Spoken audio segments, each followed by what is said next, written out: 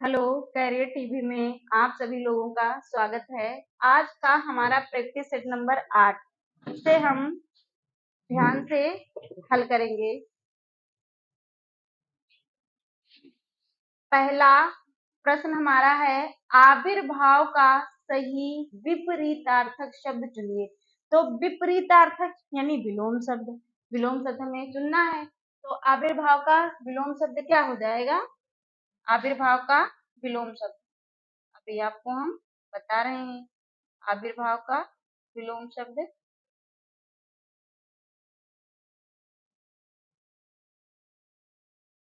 आविर्भाव का विलोम शब्द क्या होगा? प्रादुर्भाव, संभाव्य या तिरोभाव या अभाव क्या हो जाएगा? तो आविर्भाव का सही विलोम शब्द या विपरीतार्थक शब्द क्या हो जाएगा? आविर्भाव का हमें पता है कि आविर्भाव का जो विलोम है वो हो जाएगा तिरोभाव। क्या हो जाएगा? तिरोभाव। ये हमारा विकल्प नंबर हमारा कौन सा सही है? सी सही है। अगला क्वेश्चन देखते हैं। उन्मूलन का सही विपरीतार्थक शब्द चुनिए। उन्मूलन, तो उन्मूलन का क्या हो जाएगा? उन्मूलन का हो जाएगा क्या? उन्मूलन माने क्या होता है? उन्मूलन, तो उन्मूलन का सही जो शब्द है, सही विलोम शब्द क्या हो जाएगा? उन्मूलन का सही विलोम शब्द क्या हो जाएगा? आरोपण, प्रत्यारोपण, तिरोपण या रोपण। तो हमारा उन्मूलन का सही जो विपरीत या विलोम शब्द है वो हो जाएगा रोपण। क्या हो जाएगा? रोपण। ये आपका हो जाएगा रोपण। क्या हो जाएगा? रोपण हो जाएगा आपका ये।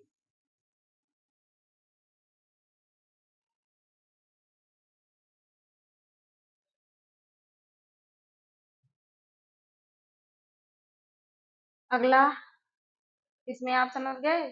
ये आपका हो जाएगा क्या? रोपण हो जाएगा। ठीक है, अगला प्रश्न देखें। बाघ और बकरी एक घाट पानी पीती हैं, शुद्ध वाक्य। ये जो वाक्य है हमारा वो अशुद्ध है, इसे शुद्ध चुनना है। तो बाघ और बकरी एक घाट पर पानी पीते हैं, तो ये सही है। या बाघ और बकरी एक घाट पानी पीते हैं, ये तो गलत है। बाघ और बकरी एक घाट पानी पीता है, ये भी गलत है। बाघ और बकरी एक घाट पानी पीते हैं, ये भी सही नहीं है। तो बाघ और बकरी एक घाट पर जो है पानी पीते हैं। विकल्प नंबर ए आपका सही हो जाएगा। आगे देखें।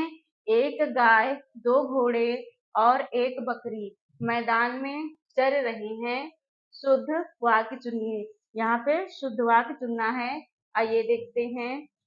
एक गाय, दो घोड़े और एक बकरी मैदान में चर रहे हैं। आगे देखें। एक गाय, दो घोड़े और एक बकरी मैदान में चर रही हैं।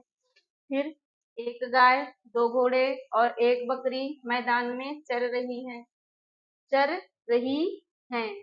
फिर एक गाय, दो घोड़े और एक बकरी मैदान में चर रहा है। तो ये तो क्लियर है। और ये भी मैदान में चर रहे हैं, ये भी सही नहीं है। और यहाँ देखें, यहाँ चर रही है, तो ये भी गलत है। तो हमारा सही क्या हो जाएगा? एक गाय, दो घोड़े और एक बकरी मैदान में चर रही हैं। ये जो हमारी क्रिया होगी वो हम जो हमारा लास्ट वाला जो संज्ञा शब्द है उससे हम यहाँ पे क्रिया लगाते हैं। तो चर रही हैं, ये हमारा सही हो जाएगा। आगे देखो। मैं आपकी श्रद्धा करता हूँ, शुद्ध वाक्य चुनिए। मैं आपकी श्रद्धा करता हूँ। तो मैं आपका श्रद्धा करता हूँ, ये तो पढ़ने में ही गलत लग रहा है। मैं आप पर श्रद्धा करता हूँ, देखते हैं। मैं आप पर श्रद्धा रखता हूँ, रखने की कोई बात नहीं है। मैं श्रद्धा करता हूँ, ये भी नहीं। मैं आप पर श्रद्धा करता हूँ, करता हूँ तो थोड़ा क्या सही लग रहा है? नहीं लग रहा है। अभी हम इसको फिर से क्लियर करेंगे। देखिए, मैं आपकी श्रद्धा करता हूँ, इसे शुद्ध करना है। तो मैं आपका श्रद्धा करता हूँ, ये नहीं। मैं आप पर श्रद्धा करता हूँ या मैं आप पर श्रद्धा रखता हूँ, आपकी मैं श्रद्धा करता हूँ, तो इसका सही जो है यही हो जाएगा कि मैं आप पर श्रद्धा करता हूँ। ये आपका ऑप्शन सही हो जाएगा। आगे देखें, शुद्ध शब्द चुनिए। तो शुद्ध शब्द चुनिए।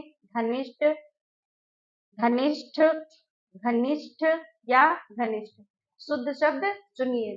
तो क्या हो जाएगा? घनिष्ठ हो जाएगा कि घनिष्ठ हो जाएगा कि घनिष्ठ या घनिष्ठ, क्या हो जाएगा?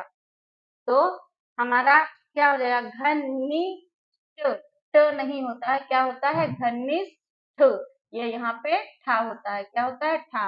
ये घनिष्ठ, ये भी गलत है, ये घनिष्ठ भी गलत है। तो शुद्ध शब्द हमारा क्या है? घनिष्ठ। क्या है? घनिष्ठ, ठा होगा। आगे देखें, शुद्ध शब्द चुनिए। औद्योगिक, औद्योगिक, औद्योगिक या औद्योगिक। तो हमारा शुद्ध शब्द जो है क्या है? औद्योगिक। हमें पहला ही शुद्ध शब्द मिल गया और ये हमारे सारे गलत हैं। क्या होगा? औद्योगिक। आगे देखें, जंगल में लगने वाली आग के लिए एक शब्द। जंगल में जो आग लगती है उसके लिए एक शब्द क्या है? तो देखिए, अनल। तो अनल माने तो आग ही होती है, इसका मतलब ही नहीं। दावानल या जठराग्नि या बड़वाग्नि, क्या है? जंगल में लगने वाली आग को क्या कहते हैं? कहते हैं दावाग्नि। और पेट में लगने वाली आग को क्या कहते हैं? जठराग्नि। और समुद्र में लगने वाली आग को क्या कहते हैं? बड़वाग्नि। क्या कहते हैं? बड़वाग्नि। समुद्र में लगने वाली आग बड़वाग्नि, पेट में लगने वाली आग जठराग्नि, जंगल में लगने वाली आग दावाग्नि, और वो अनल मीन्स आग होता ही है। आगे देखें, जहां लोग का मिलन हो, एक शब्द के लिए क्रम में सही विकल्प चुनिए। जहां लोगों का मिलन हो, जहां लोगों का मिलन हो वहां क्या होगा? मेला, भीड़, सम्मेलन या सम्मिलन, क्या होगा? जहां लोगों का मिलन हो उसे हम कहते हैं सम्मेलन। क्या कहते हैं? सम्मेलन। विकल्प नंबर सी आपका सही हो जाएगा।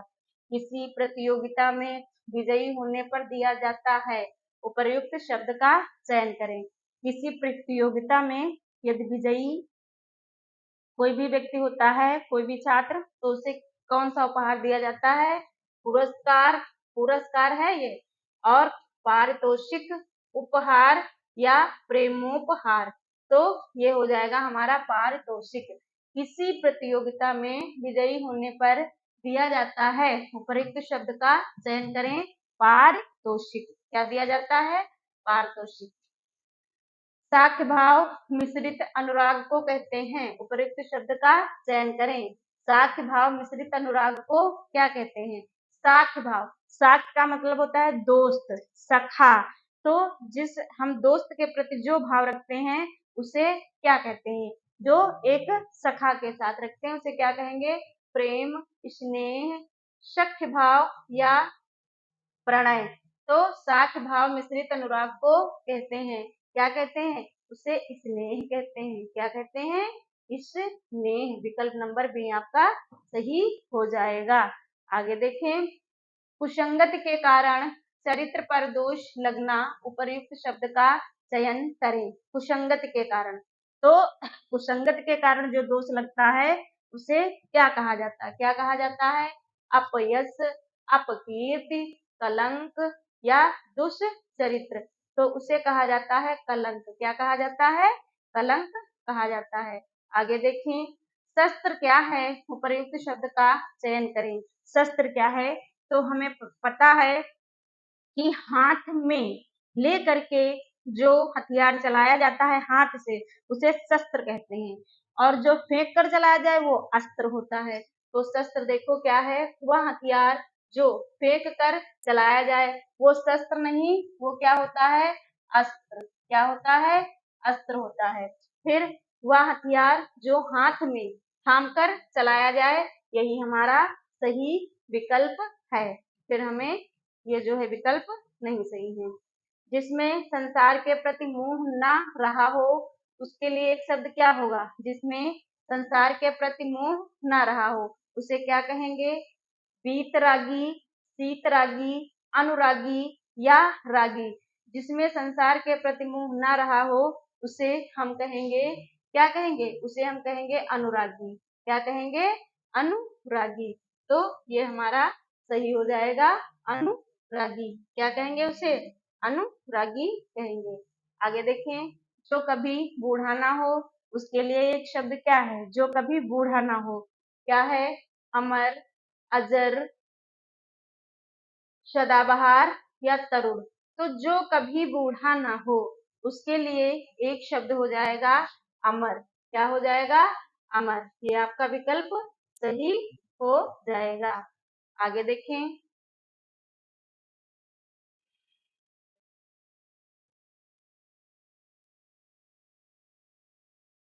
आगे है, जो कानून के विरुद्ध हो, ऊपर एक शब्द का चयन करें। जो कानून के विरुद्ध हो उसके लिए एक शब्द क्या होगा, वैधानिक, संवैधानिक, निरुद्ध या अवैध। तो उसके लिए एक शब्द हो जाएगा अवैध। जो कानून के विरुद्ध हो उसके लिए एक शब्द क्या है, अवैध। क्या है, अवैध। जो कानून के विरुद्ध हो उसके लिए एक शब्द जो है वो अवैध हो जाएगा। क्या हो जाएगा, अवैध। जो कानून के विरुद्ध हो उसके लिए अवैध शब्द हो जाएगा। विकल्प नंबर आपका ये वाला सही हो जाएगा। आगे देखें, खेत का सही तत्सम शब्द चुनिए। तो खेत का सही, ये तो जो खेत शब्द है ये तद्भव है। कैसा शब्द है, तद्भव। इसका तत्सम क्या होगा, खलिहान, क्षेत्र, या ये क्षेत्र, या इनमें से कोई नहीं। तो ये हो जाएगा तत्सम शब्द क्षेत्र, ये सही है। आगे देखें, घोटक का सही तद्भव शब्द क्या है, घोटक। तो घोटक मीन्स क्या होता है, घोटक मीन्स होता है घोड़ा। क्या होता है, घोड़ा। तो घोटक जो है घोड़ा का क्या है, तद्भव शब्द है। आगे देखें, चौकी का तत्सम शब्द है चौकी। चौकी मतलब जो चार पाए जिसमें हो चौपाया कहते हैं।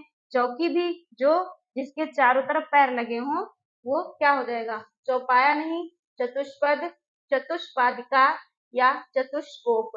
तो चौकी कहेंगे हम चतुष्पादिका को, जिसके चार पैर लगे हों वो हो जाएगी चौकी। आगे देखें, सूचिका का तद्भव शब्द है सूचिका। सूचिका जो है हमारा कैसा शब्द है, तत्सम। सूचिका शब्द हमारा तत्सम है। इसका तद्भव क्या हो जाएगा, सुई। क्या हो जाएगा, सुई। ठीक है, सूचिका का सुई हो जाएगा। आगे देखें, त्वरित का तद्भव शब्द है त्वरित। तो त्वरित का होता है तुरंत या शीघ्र।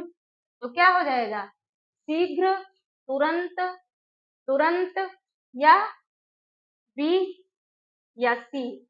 तो बी में है बी या सी। तो त्वरित, त्वरित का शीघ्र या तुरंत, तुरंत, ये दोनों शब्द सही लिखे हुए हैं। तुरंत ऐसे भी लिखा जा सकता है, ऐसे भी।